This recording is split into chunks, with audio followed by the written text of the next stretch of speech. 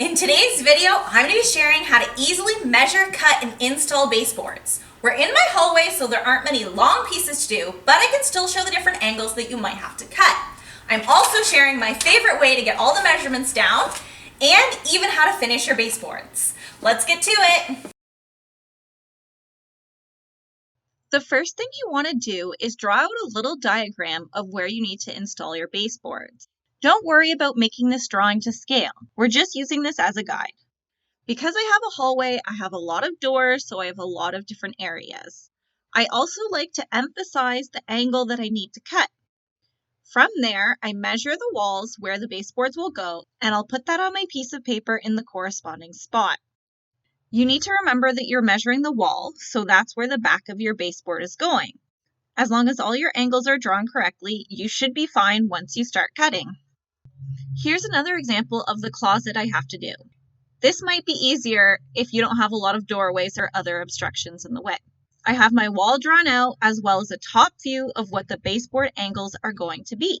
Once again, I measure the area and I draw out those measurements on the paper. This area is a bit different because I do have the closet door that comes in, so there is a little bit of a gap. But you'll see that I'll put that through on my paper. Here's the same diagram and the walls that I measured, and now I'm adding in those dimensions. Even though I'm in Canada, I do use most of my measurements in inches because that's usually what the measuring tapes have. You can go as close as 1/16 of an inch, but if it's your first time installing trim, it might be harder to get those exact measurements. Now it's time to cut your baseboards. Here I am demonstrating a miter box with the handsaw method, although this is a hacksaw, so just ignore that. These miter boxes are great for small pieces of trim, like cove moldings or quarter rounds. However, my baseboards are 6.5 inches tall, so that would take a really long time and it wouldn't be very accurate. Right now I'm in my garage where my miter saw is set up. Bring your measurements and diagrams with you, and then hold your baseboards up and mark where your cuts are supposed to go. I like to mark the straight line and then the diagonal showing the angles of where my cuts should be. Sometimes you might have to cut off the ends of your baseboards if there's any damage. If you have small pieces, I like to mark the angle first, then set up your miter saw guide to that angle, and then cut the straight one. You don't want your hand too close to the moving blade, so I find that it's easier to cut the small pieces when I have a long piece of board. Unfortunately, you only have one shot with these because you can't adjust them afterwards because they're way too close to the blade. If you're doing a straight cut, you can always put your baseboards flat down and cut them horizontally. Just go slow because you don't want to damage the MDF finish. Once you have all your pieces cut, you're going to test fit them before you start installing.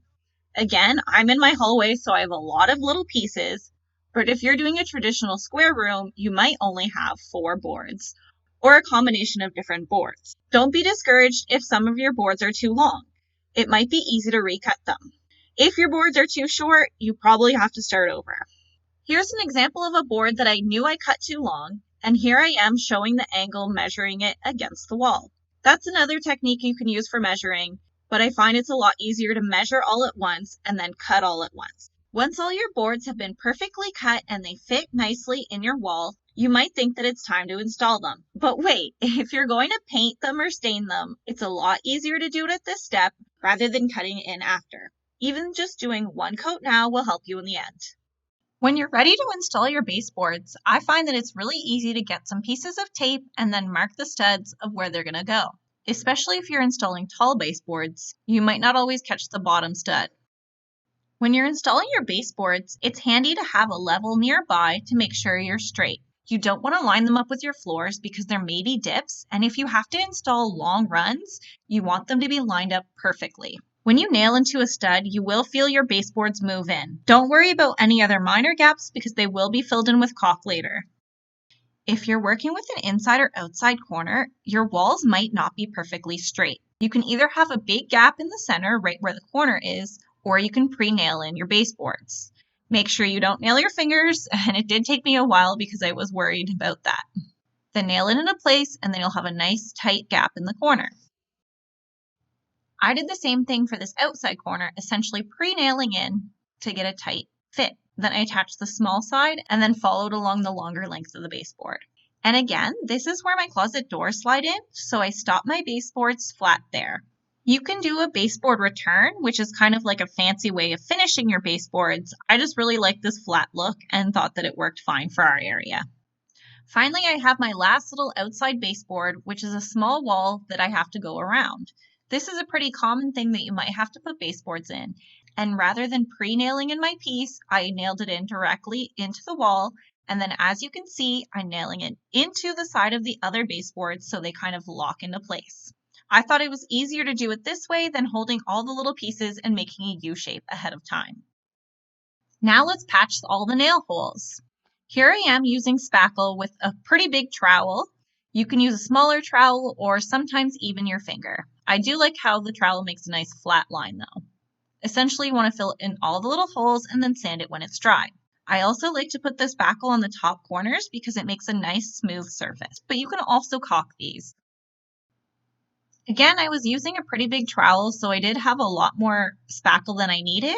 This spackle changes to white when it's dry, and I like how you can see the contrast with my blue baseboards and wall, and you can really tell where I went and how much I'm sanding off. See those little white dots? That's all you really need, and it'll be less obvious once it's all painted. Once you clean up all your spackle dust, you can caulk all the edges along the top where the baseboards meet the walls and your inside corners. I also like to caulk where the baseboards meet the casings, and the casings are where your doors are, if you didn't know what that was.